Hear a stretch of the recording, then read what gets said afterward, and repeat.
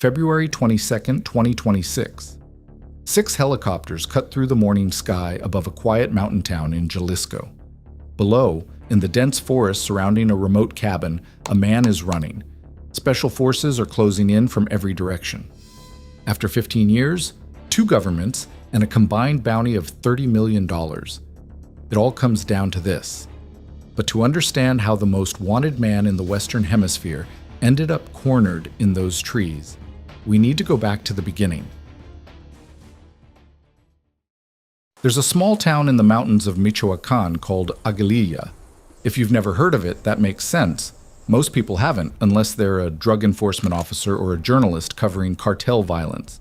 It sits deep in a region called Tierra Caliente, the hot land, where avocado trees cover the hillsides and where, for generations, the local economy ran on 2 things: agriculture and whatever the traffickers needed moved through the mountains. This is where Nemesio Oseguera Cervantes, El Mencho, was born on July 17, 1966. The poverty, the remoteness, the culture of quiet criminality surrounding him, it all shaped the man he became. Not because poverty creates criminals, it doesn't, but because Aguililla taught him something that would define every single decision he ever made for the rest of his life: how to survive without being seen. As a young man, he did what thousands from that region did: crossed into the United States illegally, looking for work. He ended up in California. For a stretch of time in the 1980s, El Mencho was just another undocumented immigrant trying to stay invisible. But he drifted into drug dealing, got arrested, served time for heroin trafficking, and was deported back to Mexico. Back in Mexico, he made a move nobody would have expected from a man with his record. He joined the police force in Jalisco. A man with 2 U.S. drug convictions became a law enforcement officer. That tells you 2 things. Corruption ran deep, and El Mencho was calculating in a way most people around him simply weren't. He spent that time learning how authorities think, how investigations are built, how people get caught. He didn't stay long, but he left understanding exactly how the system that would one day hunt him actually worked. What followed was methodical. He attached himself to the Nemesio cartel, operating under the Sinaloa cartel's umbrella across Jalisco and Colima, working first as an enforcer, then rising carefully through the ranks. He was disciplined and unflashy. While others built reputations through spectacle, El Mencho built his through quiet usefulness. And then he made the move that changed everything. He married Rosalinda Gonzalez Valencia, whose brother Abigail ran Los Quines, the financial backbone of a major trafficking network, handling money laundering and logistics across Latin America. Through that marriage, El Mencho didn't just gain a wife. He gained an entire infrastructure, a web of contacts, and the kind of institutional credibility inside the criminal world that no amount of violence can buy. As one analyst later put it, he reached power not through lineage, but through diplomacy. Then in 2010, the structure above him collapsed. The Nemesio cartel's leader was arrested. Its second most powerful figure was killed. The organization fractured. And in that chaos, El Mencho walked quietly through the door that opened. One faction became the Jalisco New Generation Cartel, the CJNG. He became its leader. By 2012, the CJNG was growing too fast to stay quiet. When Mexican federal forces moved on a cartel cell near Guadalajara that August, El Mencho's response became the blueprint he would use for the next 14 years. His men flooded the streets with roadblocks, torched vehicles across the city to create chaos, bought him just enough time to disappear. Initial reports claimed he had been captured. The Mexican government had to retract that within hours. He was already gone. But staying invisible gets harder when your organization keeps doing the opposite. In 2015, the Mexican government launched a major military operation targeting the CJNG in Jalisco. El Mencho's forces responded by firing a rocket-propelled grenade at a military helicopter mid-flight and bringing it down. A cartel had shot down a government aircraft. That single act reached Washington immediately. A dedicated DEA task force was assembled with one objective: find El Mencho. The reward was raised. The pressure intensified, and El Mencho vanished deeper into the mountains. Over the following years, the CJNG expanded into nearly every state in Mexico, pushing fentanyl and methamphetamine into the United States at a scale that was reshaping the American drug crisis. By 2019, the head of the DEA task force hunting El Mencho stated publicly that his net worth had likely crossed $500 million, possibly over $1 billion, the most profitable drug trafficker alive. And still no confirmed photograph in years. Then came June 2020. A convoy carrying Omar Garcia Harfuch, Mexico City's chief of police, was moving through the capital when it was surrounded. CJNG gunmen hit his armored vehicle with high-powered rifles and grenades. 2 bodyguards were killed. A civilian woman died in the crossfire. Garcia Harfuch was shot 3 times. He survived. And from that hospital bed, he knew with complete certainty who had ordered it. El Mencho had just created his most dangerous enemy. Garcia Harfuch didn't disappear from public life. He rose through it. By 2024, President Claudia Sheinbaum appointed him Mexico's Secretary of Security and Civilian Protection. The man El Mencho had tried to bury was now running Mexico's entire national security operation. Every intelligence unit, every military resource, every cross-border cooperation framework now answered to him. The hunter had just been handed an arsenal, and the walls around El Mencho were closing from every direction. His brother Abraham was arrested. His son, Ruben Oseguera Gonzalez, known as El Menchito, was extradited to the United States, convicted, and in March 2025 sentenced to life in prison plus 30 years. His financial networks were being dismantled. Family members who had protected his operations for years were gone one by one. By late 2025, investigators had one last thread to pull. For most of the previous decade, the biggest problem facing everyone hunting El Mencho wasn't resources or willpower. It was something more fundamental. They couldn't even confirm he was alive. Unlike El Chapo, who gave interviews and traveled with entourages, El Mencho operated on a philosophy of total erasure. No phones, constant movement between remote mountain properties, a rotating schedule known only to his absolute innermost circle. His own cartel factions had started believing the rumors. By 2022, a CJNG splinter group in Colima publicly cut ties with the organization, their stated reason being that El Mencho was dead. Rival cartels were scrawling messages on walls in Guadalajara claiming he had died of kidney failure. Mexican government investigators formally looked into it. They found nothing to confirm it, but they couldn't prove he was alive either.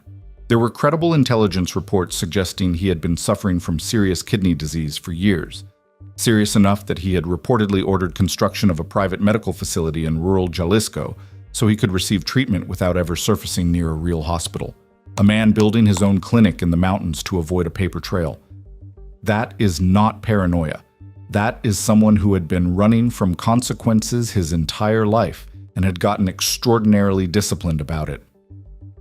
In December 2024, the U.S. State Department raised the bounty to $15 million, the highest reward ever offered for a drug trafficker. Then in February 2025, the administration designated the CJNG as a foreign terrorist organization. That unlocked new intelligence sharing tools, new financial tracking authorities, and tighter cross-border cooperation between American and Mexican agencies than had ever existed before. The two governments were coordinating at a level they never had. And still, nothing. $15 million sitting unclaimed. Here is where the story turns on something very human. El Mencho had separated from his wife, Rosalinda, in 2022, following her second arrest. After that, according to Defense Ministry documents, he had begun a relationship with a woman named Guadalupe Moreno Carrillo. She wasn't a cartel figure. She wasn't a commander or an operator. She was someone he had let into his private world. And that distinction mattered enormously because Mexican military intelligence had quietly been building a file on her for months.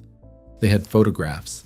They had identified properties where she stayed in Zapopan and Puerto Vallarta. They were watching carefully and patiently without ever alerting anyone in El Mencho's circle. The thread they were pulling wasn't Guadalupe herself. It was the people around her, specifically a trusted associate. A man in her orbit whose job, among other things, was to transport her. Military intelligence locked onto this person and followed him.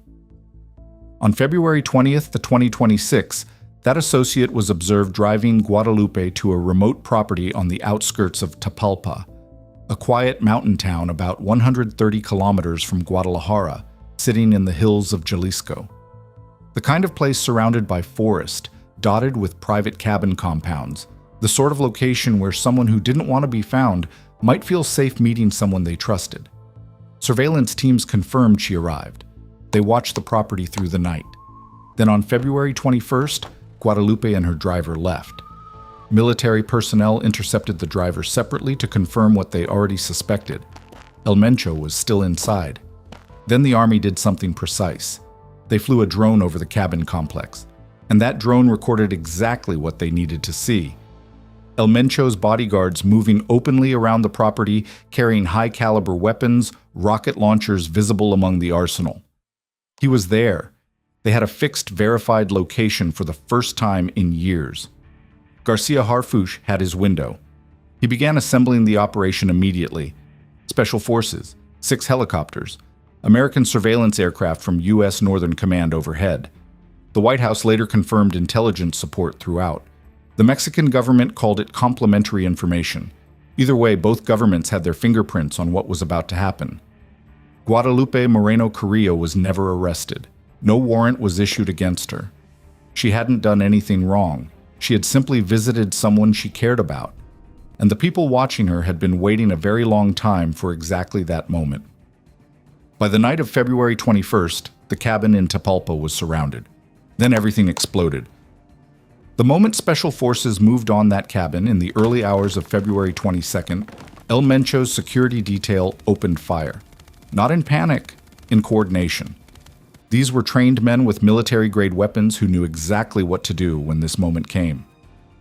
El Mencho and his inner circle broke from the cabin immediately and ran hard into the dense forest surrounding the property, his bodyguards laying down cover as Special Forces pursued on foot through thick mountain brush and rough terrain.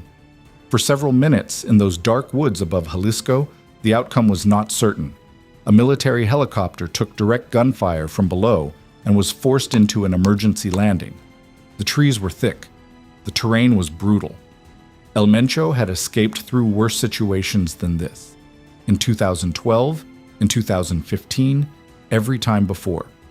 His entire life had been built around this exact moment, and for a few minutes in that forest, it looked like he might do it again. But this time the perimeter held. Special Forces tightened it from every direction, cutting off the terrain systematically.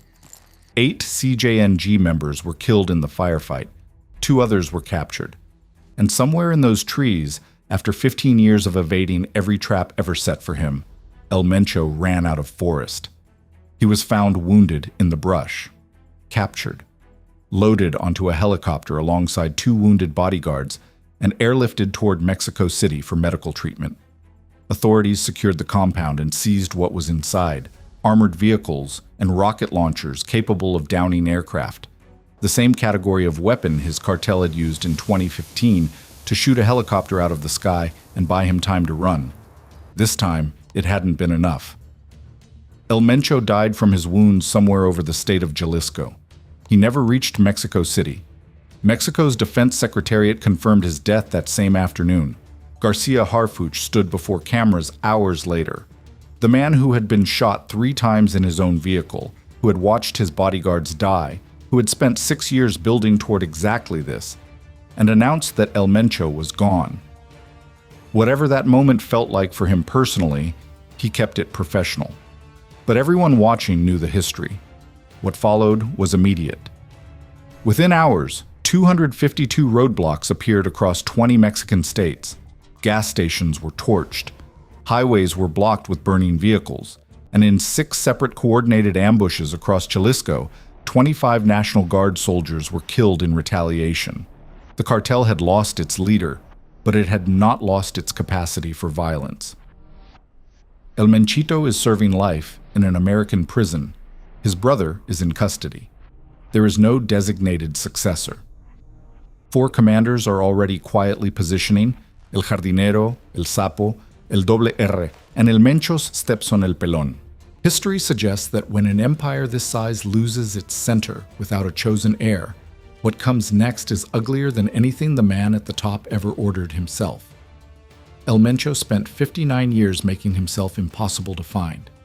In the end, it was someone he trusted with his location, not a rival, not an informant, not a government agency, who led 6 helicopters and a special forces unit directly to his door. The most dangerous people are never brought down by their enemies. They're brought down by the walls they let down for the people closest to them.